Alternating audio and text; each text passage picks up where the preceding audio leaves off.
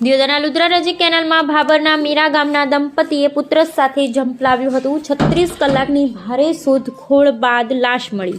ભાભર તાલુકાના મીરા ગામના એક જ પરિવારના 3 સભ્યોએ બુધવારે બપોરે 2 વાગે દિયોદરના લુંદ્રા ગામે નર્મદા મુખ્ય કેનાલમાં ઝંપલાવ્યું। જોકે તરવૈયા દ્વારા 36 કલાકની ભારે શોધખોળ બાદ દંપતી સહિત પુત્રની લાશ મળી આવતા સમગ્ર પંથકમાં ચકચાર મચ્યો છે। ભાભર તાલુકાના મીરા ગામના સંજયભાઈ પોપટજી ઠાકોર ઉંમર વર્ષ 25 બુધવારે સવારે પોતાના ગામ મીરાથી તેમની પત્ની જોશનાબેન ઉંમર વર્ષ 22 ને તેમના પિયર ભાભર તાલુકાના ખડોસણ ગામે તેડવા માટે બાઇક લઈને ગયા।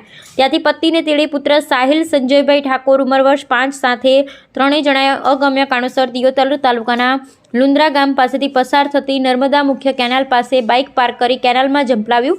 બનાવના સમાચાર પરિવારજનોને મળતા ઘટના સ્થળે પરિવારજનો દોડી આવ્યા। આ અંગે દિયોદર પોલીસને જાણ કરતા પોલીસે તરવૈયાઓ મારફતે શોધખોળ હાથ ધરી હતી। છેલ્લા 36 કલાકથી નર્મદા મુખ્ય કેનાલમાં શોધખોળ હાથ ધરવામાં આવી ત્યારે આજે વહેલી સવારે મેરા નજીકથી મહિલાની લાશ મળી આવી હતી। જોકે બીજી લાશો માટે તરવૈયાઓ દ્વારા ભારે શોધખોળ હાથ કરતા દેવપુરા પાસેથી બાળકની લાશ મળી આવી હતી।